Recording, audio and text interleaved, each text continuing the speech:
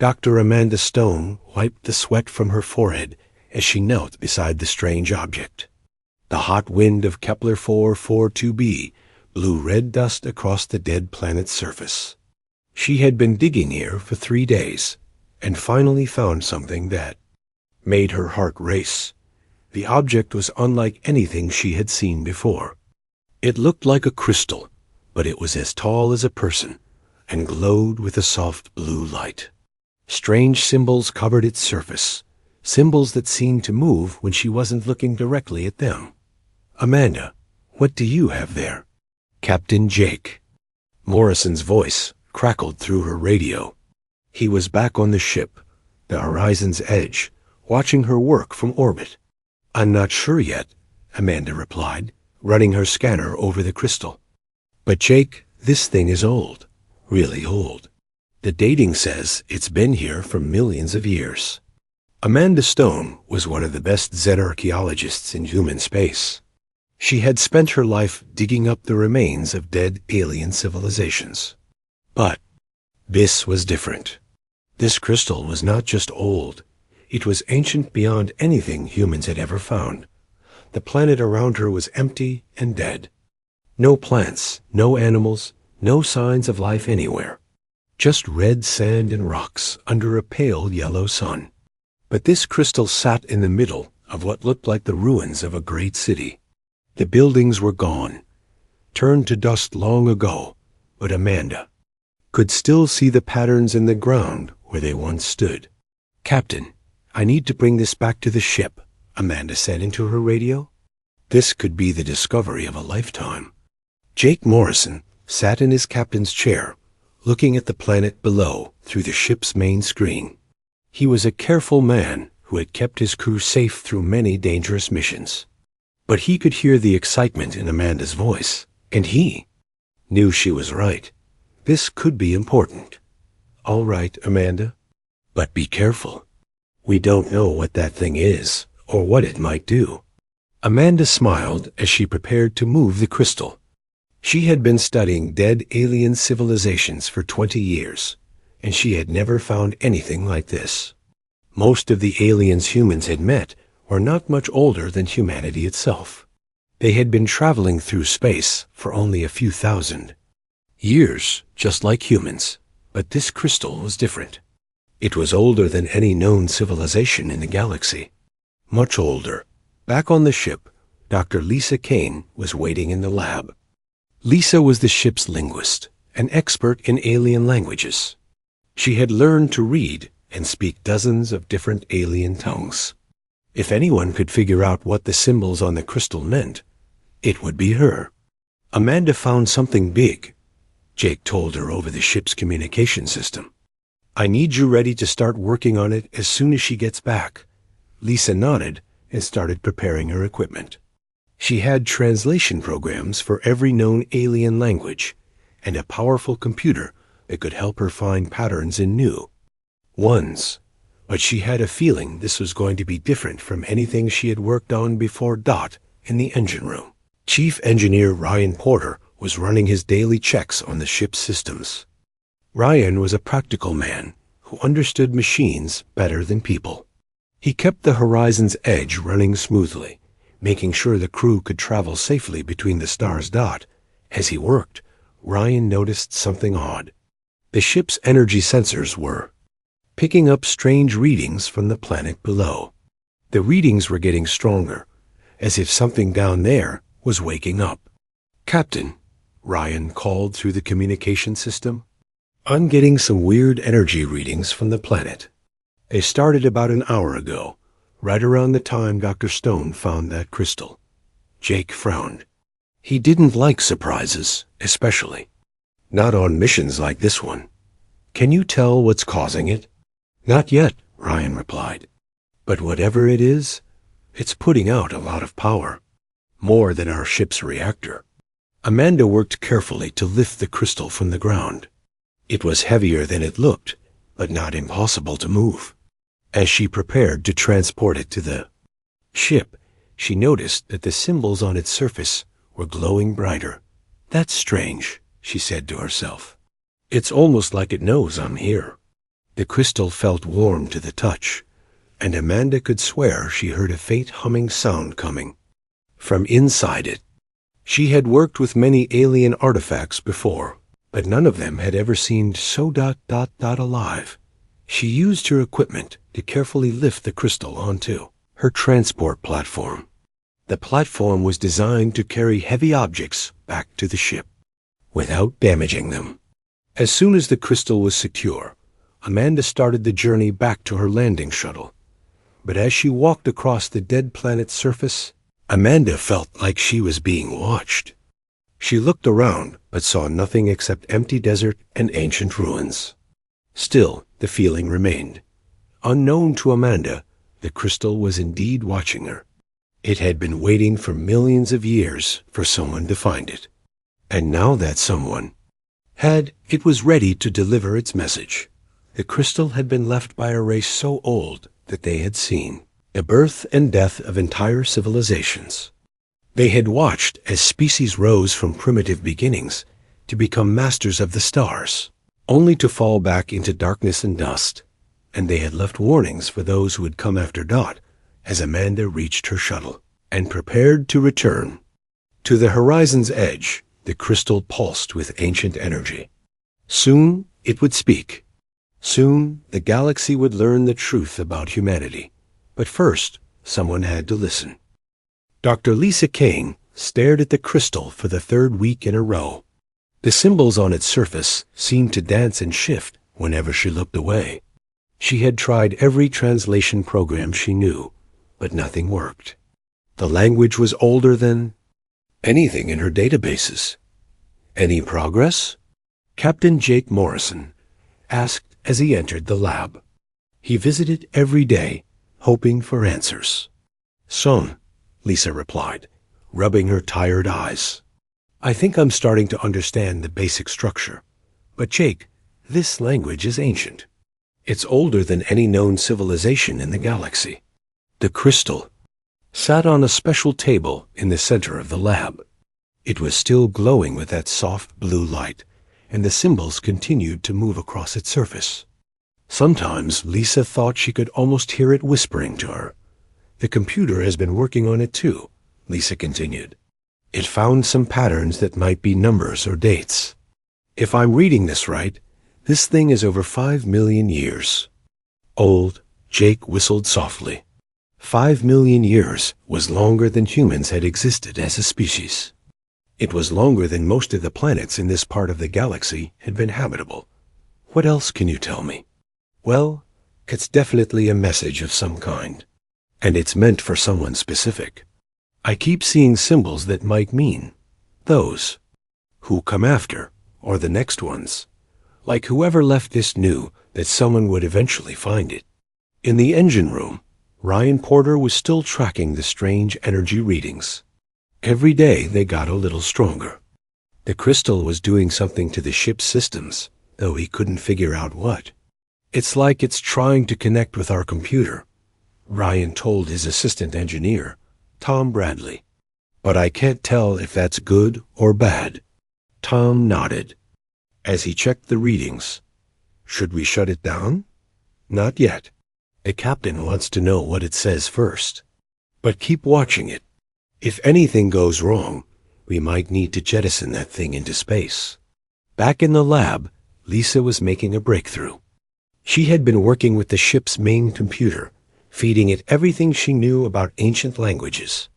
Slowly, piece by piece, the translation was coming together. Jake, you need to see this, she called over the communication system. Captain arrived in the lab within minutes. Dr. Amanda Stone was with him, along with Security Chief Nicole Brady. Word had spread through the ship that Lisa was close to translating the message. I've got part of it, Lisa said excitedly. Listen to this. To those who come after, know this truth. That's definitely the beginning of the message. The crystal began to glow brighter as Lisa spoke. The symbols on its surface moved faster, as if responding to her words. What comes next? Amanda asked. Lisa turned back to her computer screen. This is where it gets interesting. The next part talks about a spiral arm. Our spiral arm. It's describing this part of the galaxy. Nicole Brady crossed her arms. She was a practical woman who had spent her career keeping people safe. And what does it say about our spiral arm? It says there's a species here that even the ancients learned to fear. The room fell silent. The idea that an ancient civilization could fear anything was hard to believe. Most of the alien species humans had met were peaceful. They had wars, but they were small conflicts over resources or territory. Nothing that would frighten a species with 5 million years of experience. What species? Jake asked. Lisa looked at her screen again, double-checking her translation. It ... It says they call themselves human. The silence in the room was complete. Amanda felt her heart stop for a moment. Nicole reached for her sidearm without thinking about it. Even Jake, who had seen many strange things in his years as a captain, couldn't quite believe what he was hearing. Are you sure? Jake asked. I've checked it 3 times. The symbols are clear. It specifically mentions Earth, though it uses a different name for it, and it talks about a species that is. Let me read this exactly. Of such ferocity and determination that even we, masters of 1,000 worlds, learn to fear them. Amanda sat down hard in the nearest chair. That's impossible. Humans have only been in space for 200 years. We've never even left our local star group until recently. Maybe the ancients could see the future, Nicole suggested. Maybe they knew what we would become. Lisa shook her head. I don't think so. The message talks about them as if they already existed, as if the ancients had actually met humans before. The crystal pulsed with brighter light, and suddenly the symbols on its surface rearranged themselves. New text appeared, and the ship's computer began translating it automatically. Warning, the computer's voice said in its flat, mechanical tone. Species designation: human. Origin: 3rd planet from yellow star in outer spiral arm. Characteristics: unpredictable, aggressive, highly adaptive. Caution advised when making contact. There's more, Lisa said, reading from her screen. It says, they do not surrender. They do not accept defeat. They turn every loss into a lesson, and every lesson into strength. They are individually weak, but collectively unstoppable. Jake felt a chill run down his spine. He had served in the human military for 20 years before becoming a ship's captain. He had seen humans do exactly what the message described. He had seen them turn impossible situations into victories through sheer stubbornness and refusal to give up. What else does it say? Amanda asked. It gives coordinates, Lisa replied. Coordinates that point directly to Earth, and it warns anyone who finds this message to beware of mankind. Nicole looked around the room. So let me get this straight. An ancient alien civilization that was around for millions of years left.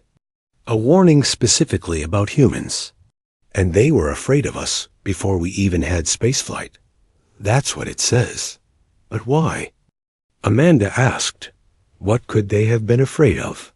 The crystal pulsed one more time, and new symbols appeared. Lisa worked quickly to translate them. It says, they are the answer to the question that has plagued the galaxy for eons. When the end comes, when the darkness returns, they will be ready. They will not yield. They will not fall. They will stand against the night, and the night will break upon them like waves upon stone. Jake felt his hands trembling. What darkness? What end? But the crystal had gone quiet. The symbols stopped moving, and the blue light faded to a dim glow. Whatever message it had been waiting millions of years to deliver, it was finished.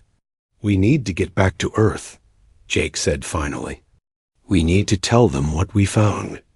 But as the horizon's edge prepared to leave the dead planet behind, none of them realized that their discovery had already been noticed. Deep in space, ancient sensors that had been silent for millions of years were beginning to wake up. The warning had been delivered. Now the galaxy would learn if it was too late. The Galactic Council Station looked like a giant metal flower floating in space. It orbited around Proxima Centauri, the closest star to Earth.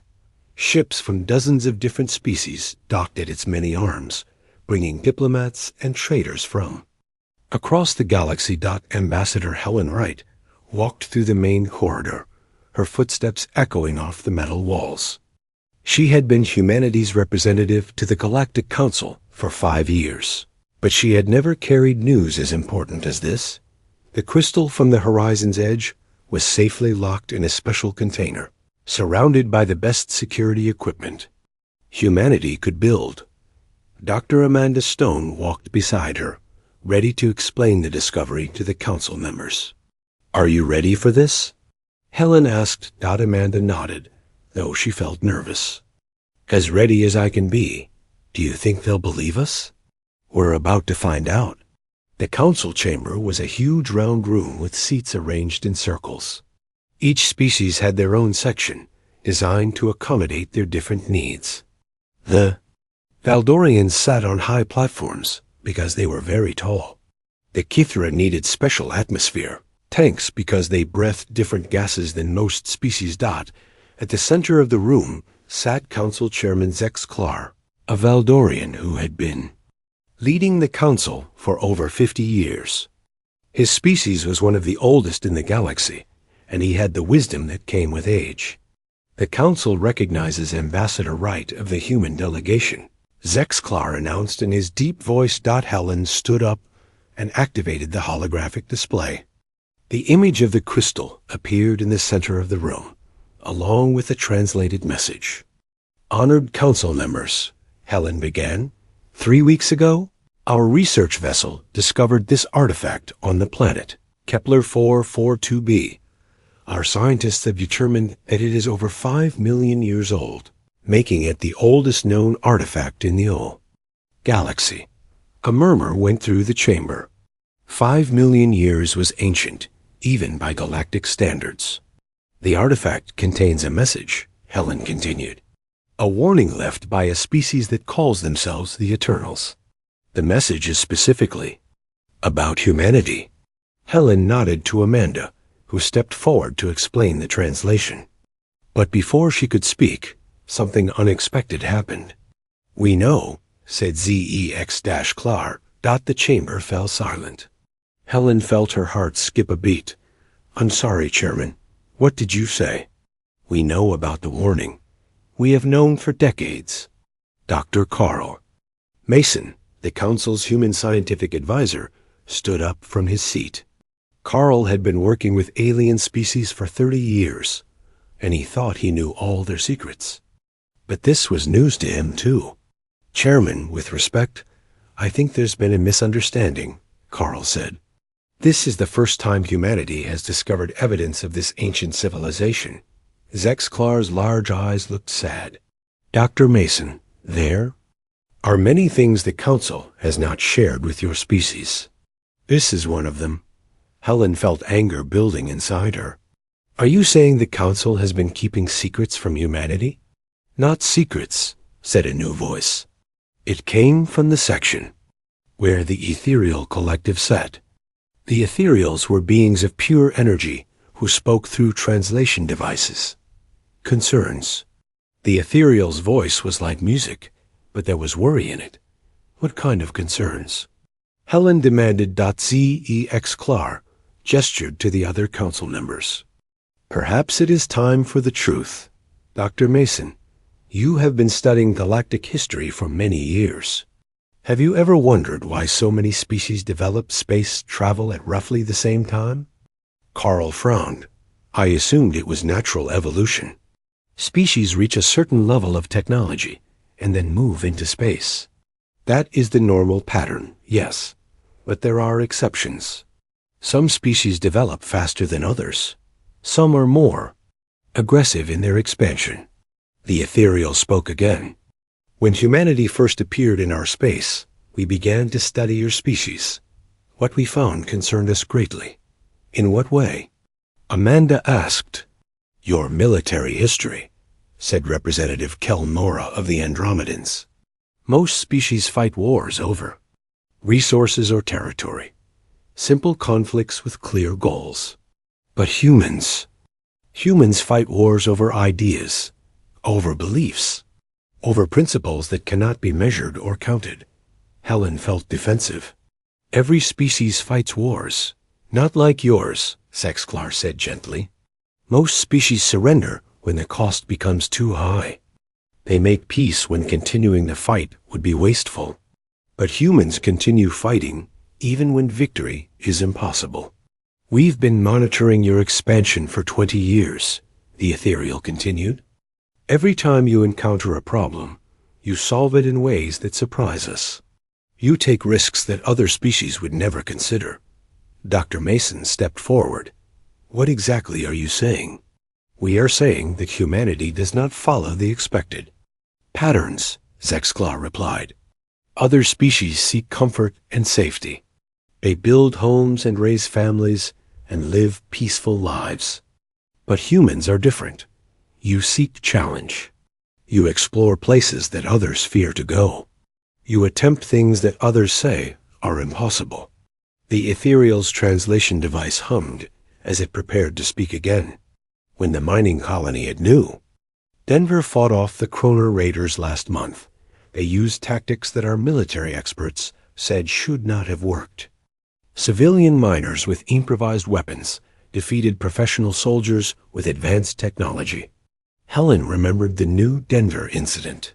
The Kroner Empire had been testing human resolve, sending raiders to attack a small mining colony. The colonists had fought back with whatever they could find, turning mining lasers into weapons and using their knowledge of the asteroid field to outmaneuver the raiders. The Kroner have been warriors for over 1,000 years, Zexclar continued. They have conquered dozens of worlds. But they were defeated by human farmers and miners who had never seen combat before. And this worries you? Helen asked. It terrifies us, the ethereal replied honestly. If civilian humans can defeat the Kroner, what could your actual military do? Amanda looked around the chamber. She could see fear in the faces of the alien delegates. These were beings from civilizations that had been traveling among the stars for thousands of years, and they were afraid of humans. The warning you found is not the only one, Zexclar said. We have discovered 3 others over the past century. All of them mention humanity. All of them urge caution. But why? Helen asked. We've been peaceful members of the galactic community. We've never started a war with any of your species. Because you have not needed to, the ethereal replied. But the warnings suggest that someday you will. And when that day comes, the galaxy will learn why the Eternals feared you. Carl Mason felt his world turning upside down. Are you saying that the Council has been planning for a war with humanity? No, Zexclar said firmly. We have been planning for a war with humanity on our side. The warnings do not say that humans are evil. They say that humans are dangerous. But sometimes the galaxy needs dangerous allies. Helen looked at the crystal, still glowing softly in its container. What aren't you telling us? The chamber fell. Silent again. Finally, Zexclar spoke. The Eternals left more than warnings. They left prophecies. And according to those prophecies, the galaxy will soon face a threat that has been sleeping for millions of years. When that threat awakens, only one species will be ready to fight it. Humanity, Amanda whispered. Humanity, Zexclar confirmed. The question is, will you be ready in time? General Vex Hoth of the Kroner Empire stood on the bridge of his flagship, the Bloodfang. His red eyes stared at the small human mining colony floating in the asteroid field ahead. The colony was called New Denver, and it was about to become a test. So these are the dangerous humans. Vex Hoth said to his second-in-command, Colonel Vecnor. They don't look like much. The Kroner were a warrior race. They had conquered dozens of worlds over the past 1,000 years. Their ships were fast and deadly. Their soldiers were trained from birth to fight, and their empire stretched across 3 star systems. But lately, they had been hearing whispers, stories about humans who refused to surrender, tales of impossible victories and stubborn resistance. The Kroner High Command wanted to know if these stories were true. Our intelligence says the colony has no military defenses, Vecnor reported. Just mining equipment and civilian workers. This should be easy. Vexhoff nodded. Good. We'll demand they abandon their claim to this asteroid field. When they refuse, we'll show them what happens to those who defy the Kroner Empire. On New Denver Colony, Colony Administrator Beth Parker was having a normal Tuesday morning. She was reviewing the mining reports when her communication system started beeping urgently. Beth, we've got company, said Tony Miller, the mining supervisor. Tony was a big man who had spent his life working with heavy machinery. 3 unknown. Ships just jumped into the system. Beth looked at her screen. The ships were huge, much bigger than anything the colony had for defense. They had the angular design and dark colors that marked them as Kroner vessels. Are they responding to our communication signals? Beth asked. No, but they're moving toward U.S. And Beth ... they've got their weapons powered up. Beth felt her stomach drop. She had been running mining colonies for 10 years, but she had never dealt with a military threat. New Denver was a peaceful place where families came to work and build new lives. Sound the general alarm, Beth ordered. Get everyone to the emergency stations. The colony's alarm system wailed across the asteroid field. In the mining tunnels, workers dropped their tools and ran for the emergency shelters. Families grabbed their children and headed for the protected areas deep inside the larger asteroids. But not everyone ran. Tony Miller stood in the main control room looking at the approaching ships. Next to him was Sue Williams, the colony's chief engineer. Sue had served in the human military before coming to New Denver, and she knew what those ships meant. They're not here to talk, Sue said grimly. Those are warships. Tony nodded. Then we better get ready to fight. With what? We're miners. Not soldiers. We're humans, Tony replied. That's going to have to be enough. The lead Kroner ship opened a communication channel. General Vexhoff's face appeared on Beth's screen, his red eyes glowing with menace. Human colony, this is General Vexhoff of the Kroner Empire. You are trespassing in territory claimed by the Empire. You have 1 hour to abandon this system or face the consequences. Beth felt her hands shaking, but she kept her voice steady. General, this asteroid field was legally claimed by the Human Colonial Authority. We have the proper documentation. Vexhoff laughed, a harsh sound that made Beth's skin crawl. Human laws mean nothing here. You are weak, and the weak do not deserve what the strong desire. Leave now, or we will take what we want by force. The communication ended. Beth looked around the control room at her people.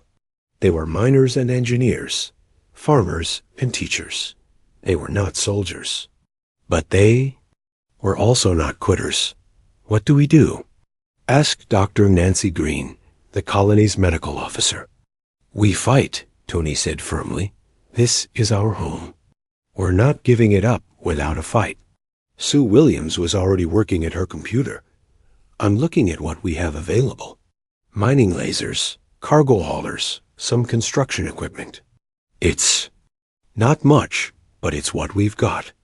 Can we use the mining lasers as weapons? Beth asked. The big ones, yes. They're designed to cut through solid rock. They should be able to damage a ship's hull. Tony was studying the tactical display.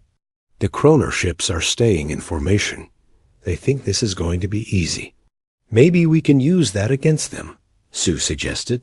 They're not expecting any real resistance. For the next hour, the colonists worked frantically to prepare their defenses. Mining lasers were repositioned to target the approaching ships. Cargo haulers were loaded with chunks of metal and rock to use as improvised missiles. The colony's small fleet of maintenance ships was armed with whatever weapons they could find. It wasn't much, but it was something. When the hour was up, General Vex Hoth gave the order to attack. The Kroner ships moved forward, their weapons charging for what should have been an easy victory. But the humans were ready. The first surprise came when their high Kroner ships entered the asteroid field. The colonists had spent months learning every rock and debris field in the area. They knew where the gravity wells were, where the asteroid clusters provided cover, and where the safe passages lay. The Kroner didn't. Tony Miller coordinated the defense from the main control room. Mining Team 7, fire on the lead ship. Team 12, target their engines. The mining lasers opened fire, cutting bright lines across space. They weren't designed as weapons, but they were powerful enough to punch through the Kroner ship's shields. Impossible! Vex Hoth shouted as his flagship shook under the impact. These are civilian workers. But the surprises were just beginning. The colonists used their cargo haulers to launch massive chunks of metal and rock at the Kroner ships. The improvised missiles weren't accurate, but they didn't need to be. The asteroid field was full of debris, and the Kroner ships had to navigate carefully to avoid collision. Sue Williams led a team of maintenance ships in a daring attack on the second Kroner vessel. The small ships were fast and hard to target, darting between the asteroids like insects around a giant. Their shields are down, Sue reported as her team's weapons found their mark. Concentrate fire on their engine section. The Kroner Colonel Vec Nor watched in disbelief as his ships were outmaneuvered by human miners. General, we need to retreat. They know this battlefield better than we do. No, Vex Hoth snarled. We are Kroner. We do not retreat from humans. But the battle was already lost. The third Kroner ship had been disabled by a coordinated attack from multiple mining teams. The second ship was drifting helplessly with its engines destroyed, and Vex Hoth's flagship was taking damage from weapons that should not have been able to hurt it.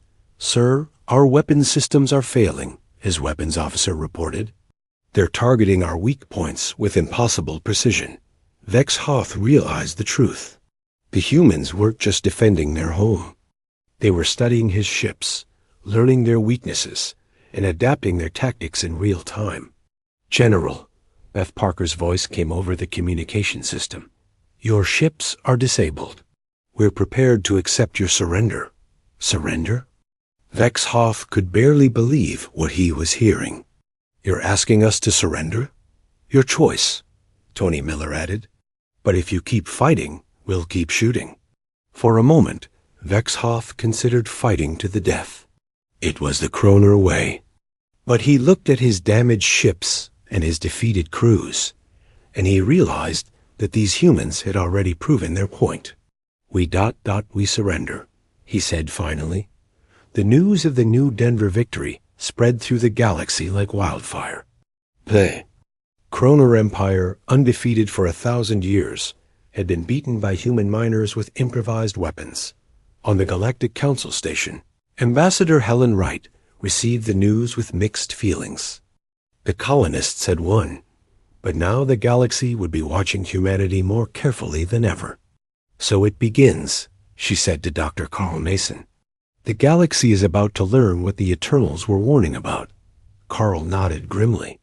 The question is, are we ready for what comes next? Dr. Rachel Kim sat in her laboratory on the research station orbiting Earth, staring at hundreds of files spread across her desk. Each file contained information about a different species in the galaxy, their history, their wars, their victories. And Defeats.Rachel was a xenobiologist who studied how different alien species behaved. But lately, she had been focusing on one species in particular, humans. The victory at New Denver had made her curious about what made humans different from other species. "Alex, look at this," she called to her research partner, Dr. Alex Turner. Alex was a military historian who had been helping her analyze battle records from across the galaxy. Alex walked over to her desk, carrying a cup of coffee. "What did you find?" "I've been comparing human military records with those of other species. The numbers don't make sense." Rachel pointed to a chart on her computer screen. "Look at this. In the last 50 years, humans have been involved in 12 major conflicts. They won 9 of them." "That's a good record," Alex said, "but not impossible." "That's not the strange part. Look at the odds." Rachel pulled up another chart. In every single conflict, humans were either outnumbered, outgunned, or both. The probability of winning even one of these battles should have been less than 20%. Alex frowned as he studied the numbers. "Are you saying humans are just lucky?" "I'm saying humans consistently achieve victory ratios that should be statistically impossible. And it's not just recent battles. I've been looking at human history going back thousands of years." Rachel opened another file. The Battle of Thermopylae. 300 Spartans held off an army of thousands. The Battle of Britain. A few hundred pilots stopped an invasion by a much larger force. The Battle of Stalingrad. A city under siege for months that refused to surrender. Those are famous battles, but every species has stories like that. No, they don't. Rachel shook her head. "I've studied the military history of 47 different species. They all have tales of brave, last stands, and heroic sacrifices. But none of them have the pattern that humans show." Alex sat down and looked at the data more carefully. "What pattern?" "Humans don't know when to quit. Every other species has a breaking point. A moment when they realize the cost is too high, and they surrender or retreat. But humans keep fighting even when victory is impossible." Rachel pulled up a video file. "This is from the Battle of Kessel Station 3 years ago. Human freight haulers were attacked by pirates. They were outnumbered 5 to 1. Their ships were slower, and they had no military training. The video showed a group of cargo ships being attacked by sleek pirate vessels. The pirates had faster ships and better weapons. It should have been an easy victory for them." "Watch what happens," Rachel said. On the screen, the cargo ships did something unexpected. Instead of trying to run away, they formed a defensive circle and began coordinating their attacks. The freight haulers used their larger size and stronger hulls to ram the pirate ships. "They turned their cargo ships into weapons," Alex said, in amazement, "and they won. The pirates retreated after losing half their fleet." Alex studied the video more carefully. The cargo ship captains were talking to each other during the battle. They were sharing information and coordinating their attacks in real time. That's another pattern I've noticed. Humans adapt during battle. They learn from their mistakes and change their tactics faster than any other species. Rachel opened another file. This is from the Vegan Colonial War. Human colonists were being attacked by the Vegan Republic. The vegans had superior technology and numerical advantage. I remember that war. The humans won, but it took 3 years. Yes, but look at how they won. In the first year, human tactics were predictable. They fought like most species fight, with established strategies and traditional approaches. But by the 3rd year, they were using tactics that the vegans had never seen before. Alex looked at the battle reports. Guerrilla warfare, hit-and-run attacks, psychological operations. These are not normal space combat tactics. The humans invented new ways to fight during the war itself. They turned their disadvantages into advantages. On Earth, Professor Linda Green was making her own discoveries. Linda was a historian who specialized in ancient human civilizations. She had been studying old texts and archaeological sites, looking for any evidence that humans had encountered aliens before official first contact. What she found surprised her. There are stories in almost every ancient culture, Linda told her. Assistant, Mark Davis, as they worked in her office at the university. Sky gods, star people, visitors from the heavens. Most historians dismissed these as mythology, but now I'm not so sure. Mark looked at the ancient tablets and scrolls spread across the professor's desk. You think these stories might be real? Look. At this, Linda pointed to an ancient Sumerian tablet. This text describes sky watchers who came from the stars to observe humanity. It says they watched humans fight and were impressed by their determination.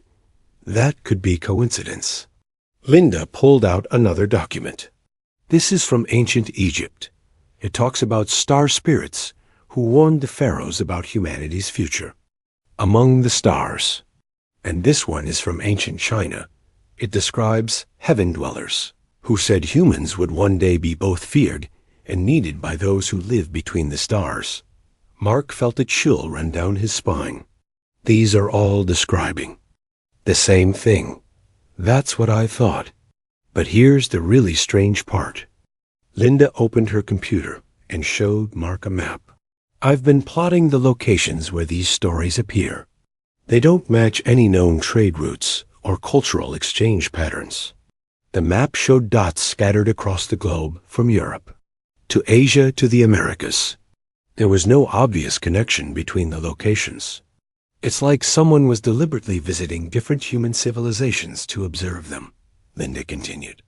And according to these texts, they all came to the same conclusion, which was that humans were different, dangerous, but necessary. Back on the research station, Rachel Kim was presenting her findings to a group of military officials via video link. General Patricia Hayes, the head of Human Defense Command, listened carefully to Rachel's report. So you're saying that humans have an unusual approach to warfare? General Hayes asked. More than unusual, Rachel replied. Unique. Every other species in the galaxy follows predictable patterns. They have established military doctrines that they stick to, but humans adapt constantly. Give me an example. Rachel pulled up another file. The Centauri Rebellion 5 years ago. Human peacekeepers were sent to stop a civil war. The rebels had been fighting for years using traditional guerrilla tactics. I remember. The peacekeepers ended the war in 6 months, but not the way anyone expected. Instead of fighting the rebels, the human commander, Colonel Janet Price, studied why they were fighting. She realized the war was really about access to clean water. General Hayes nodded. So she fixed the water problem instead of fighting the war. Exactly. Most species would have focused on military victory. The humans focused on solving the underlying problem. Alex Turner joined the conversation. We found this pattern in dozens of conflicts. Humans don't just try to win battles. They try to understand why the battles are being fought. And that makes them more effective? It makes them unpredictable. Rachel said, other species plan for military responses. They don't plan for humans who might decide the real enemy is poverty, or disease, or environmental damage. Dr. Carl Mason, who had been listening from the Galactic Council station, spoke. I've been hearing similar reports from other council members. They say human diplomats don't negotiate the way other species do. How so? Most species try to get the best deal for themselves. Humans seem to try to find solutions that work for everyone. It confuses the other species. General Hayes leaned back in her chair. So we're different because we try to solve problems instead of just winning fights? You're different because you refuse to accept that some problems can't be solved, Rachel said. Every other species has limits they won't cross, lines they won't cross, costs they won't pay. But humans keep trying even when everyone else has given up. Professor Linda Green's voice came through the communication system from Earth. General, I've been studying ancient human texts.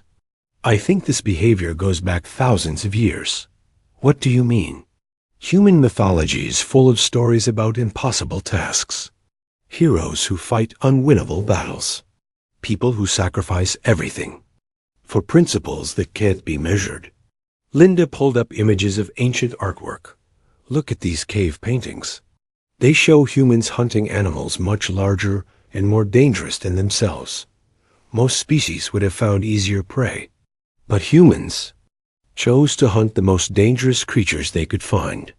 Why would they do that? Because it was a challenge. Because it was difficult. Because no one thought it could be done.